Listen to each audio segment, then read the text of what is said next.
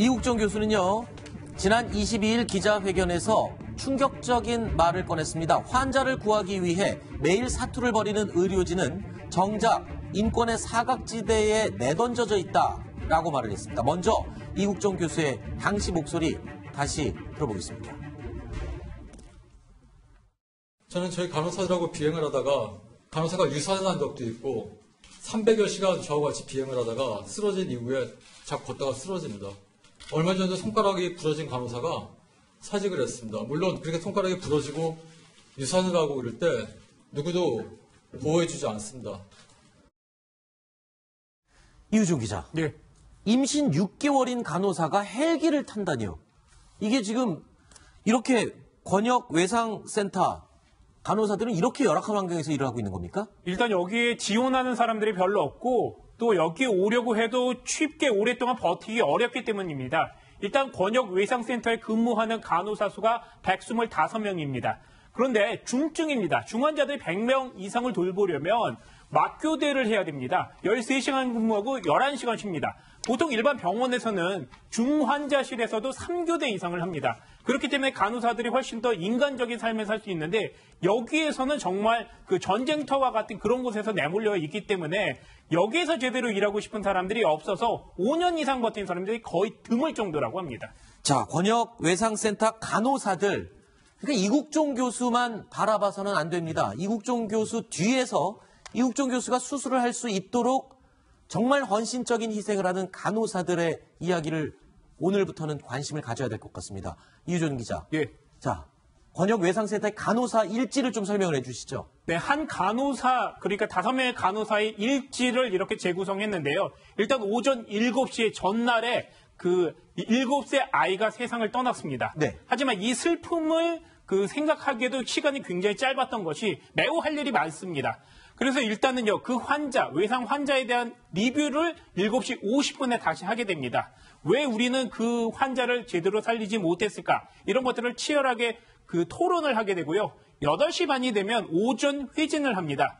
여기저기서 환자들이 소리를 치고 있고 또 분변도 닦아주고 여러 가지 잡일을 합니다. 이렇게 돼서 한 정오 정도가 되면 이제 처음으로 의자에 앉을 수 있습니다. 화장실도 제대로 못 가는 것이 십상이고요. 그래서 방광염에 걸리는 사례도 굉장히 많습니다. 그리고요, 이렇게 되면 또 오후 1시 정도가 되면 출동이 걸립니다. 밥 먹자마자 하잖아요. 네, 맞습니다. 바로 비행복 입고 곡을 착용하고 헬기에 오릅니다. 그러고 가서 헬기 타고 가서 내리고 나서 환자를 구하고 그러고 나니 내 몸이 닫혀 있더라. 혹은 제2차 감염을 대상자가 되어 있더라. 이런 상황이 되고요. 오후 7시에 돼서야 드디어 13시간 걸친 근무가 마쳐지게 됩니다. 자, 13시간 동안 정말 치열한 근무를 하고 실화입니다. 이거는 실제 외상센터의 간호사가 한 말이었는데요. 처음으로 엄마에게 전화를 해서 했던 말이 엄마 오늘도 나 사람 살리고 왔어. 이 말 한마디로 버틴다고 합니다. 자, 여상원 변호사님 그리고 허만섭 차장님께 먼저 여쭙겠습니다. 지금 외상센터에 있는 이 간호사들 지금 정신상담을 받아야 될 정도의 그런 수준인 사람들이 대부분이라면서요? 예, 그 사람 생명을 살리는 아주 보람된 일을 하고 있지만 워낙 그 노동 강도가 센 데다가 또 수많은 사람들이 거기서 많이 죽어나갑니다. 그러니까 네. 자기가 치료했던 환자들이 죽거나 이러면은 상당히 그 부분에 대해서 좀 심리적인 압박을 받고요.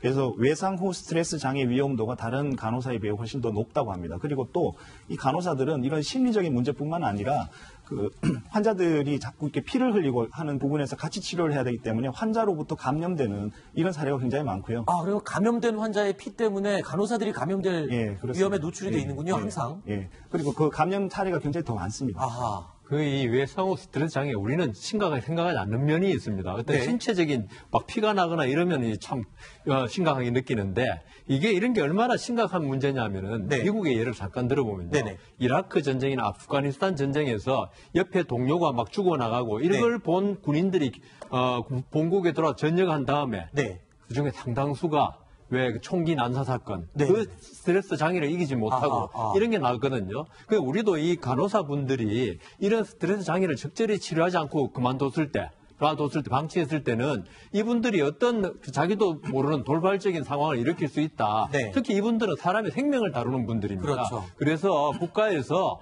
이분들이 비록 그 신체적인 장애가 없더라도 외상 후 스트레스 장애를 적절히 치료해 줘야 된다. 네. 이런 말씀 드립니다. 네. 이 좀 제도적인 어떤 그 약간 구조적인 문제가 있는데요.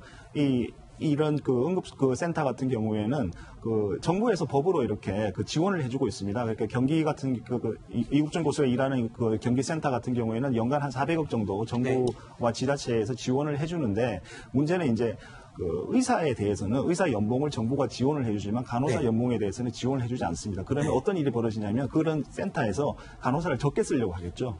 그렇기 때문에 기존 간호사들의 업무가 더 늘어난다 이렇게 보면 됩니다. 네. 사람이 죽어나가고 피가 튀는 그런 치열한 처절한 현장에서 13시간을 근무하고 마지막에 엄마에게 엄마 나 오늘 사람 살렸어 라는 말이 마지막 그리고 첫 통화였다 라는 간호사들의 이야기를 지금 하고 있습니다. 이국종 교수의 얘기가 아닙니다, 여러분. 그 옆에서 돕고 있는 외상센터의 간호사들 얘기입니다. 자, 이뿐만 아니라요. 권역 외상센터 자체도 상황이 아주 열악하다고 합니다. 인권 침해를 말씀하시기 전에 정작 인권의 사각지대에서 비참하게 일하고 있는 중증외상센터 직원들, 중증외상센터를 떠나서 영리권에 있는 선진국 병원들에 비해서 직원을 3분의 1 정도밖에 고용을 안 하고 있습니다. 환자를 치료할 때 저는 에이즈 환자를 아무런 사전 검사 결과 없이 결과가 나오기 전에 수술한 적도 있습니다. 왜냐하면 사전 검사가 나오는 그런 키트를 쓰려면 그 키트는 의료보험 삭감 대상입니다. 고스란히 제 부서에 적자로 떨어지기 때문에 응급키트로 에이즈, 간염, 매독 이런 감염성 질환에 대해서 검사를 미리 하고 수술을 들어갈 수가 없습니다.